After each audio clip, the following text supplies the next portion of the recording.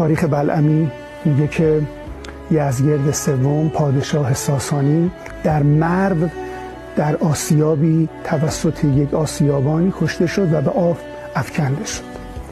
عرضم به حضور شما به آب افکنده شد و گویند که این آسیابان یزدگرد رو نشناخت.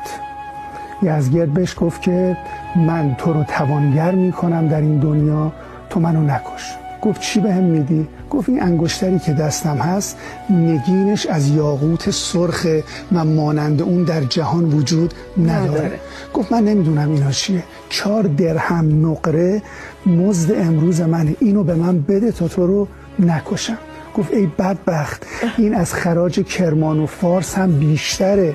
گفت من اینا رو نمیدونم، 4 درهم نقره به من بده، کاری بد نداشته باشم. و گویند که باهاش نبود و یزدگرد رو کشت. حالا میخوام اینو خدمت بینندگان بگم، بعضیا رو باید به اندازه ظرفیتشون، به اندازه لیاقتشون محبت کرد. من باورم اینه که خیلی وقتها روابط به خاطر اختلاف از بین نمیره، بلکه به خاطر این از بین میره که محبت بعضیا رو خفه میکنه تو رابطه.